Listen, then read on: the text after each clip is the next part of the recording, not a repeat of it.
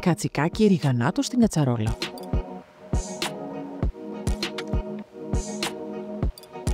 Υλικά: 1,5 κιλό κατσίκι σε μερίδες, μερικά κλαδάκια φρέσκιας ρίγανης, ένα μεγάλο ξερό κρεμμύδι ψιλοκομμένο, 3 με 4 σκελίδες σκόρδο, 100 ml λευκό κρασί, 100 ml ελαιόλαδο, χυμός από ένα ζουμερό λεμόνι, 1 με 2 κουταλάκια του γλυκού corn flour, αλάτι και πιπέρι.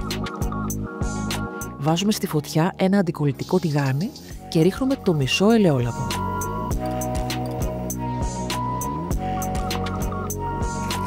Ρίχνουμε αλάτι και πιπέρι στο κρέας.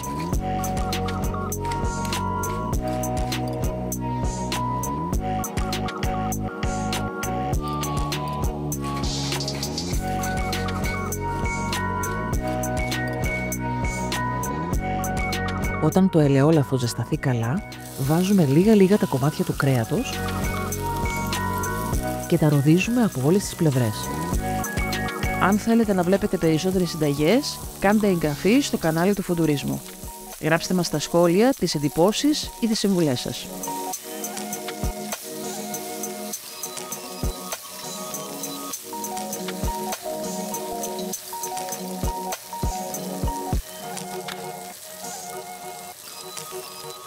Βγάζουμε τις μερίδες και τις ακουμπάμε σε ένα πιάτο.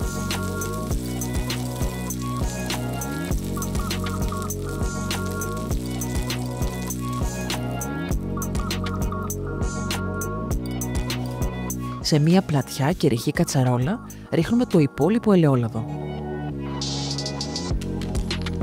Όταν ζεσταθεί, προσθέτουμε το ψιλοκομμένο κρεμμύδι. Ρίχνουμε αλάτι και πιπέρι. Ανακατεύουμε. Προσθέτουμε και το σκόρδο.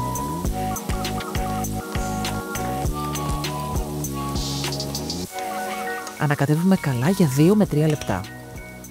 Βάζουμε τα κομμάτια του κρέατος στην κατσαρόλα με το κρεμμύδι. Αν θέλετε να βλέπετε περισσότερες συνταγές, κάντε εγγραφή στο κανάλι του Φοντουρίσμου. Γράψτε μας στα σχόλια τις εντυπώσεις ή τις συμβουλές σας.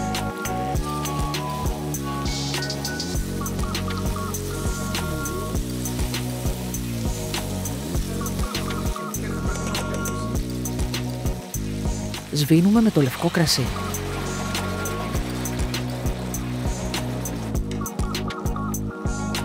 Αφήνουμε να εξατμιστεί το αλκοόλ για 2 με 3 λεπτά.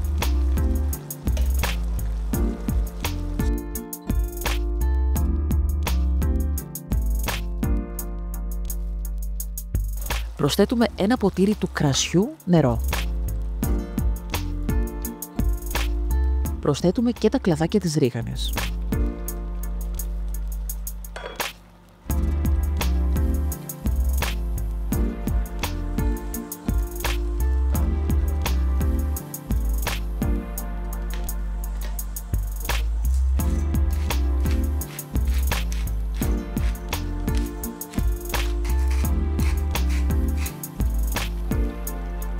Χαμηλώνουμε την ένταση της φωτιάς και αφήνουμε το κατσικάκι να μαγειρευτεί για 1,5 περίπου ώρα ή μέχρι να γίνει τρυφερό. Ενδιάμεσα γυρίζουμε τα κομμάτια του κρέατος.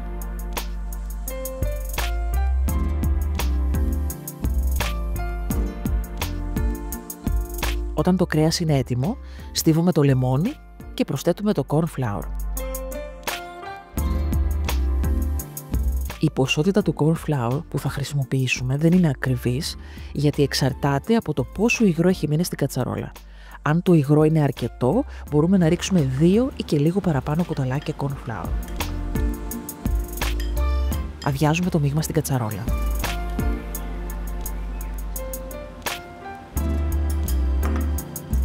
Ανακοινούμε για να πάει παντού. Αφήνουμε να βράσει για λίγα ακόμη λεπτά μέχρι να δέσει η σάλτσα.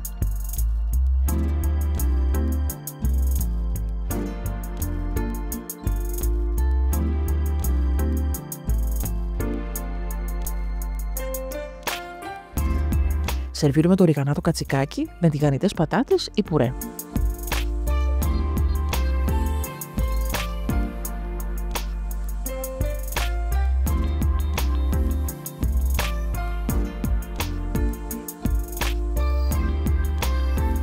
Αν σας άρεσε το βίντεο κάντε like και αν θέλετε να βλέπετε περισσότερες συνταγές, κάντε εγγραφή στο κανάλι του Φουντουρισμού.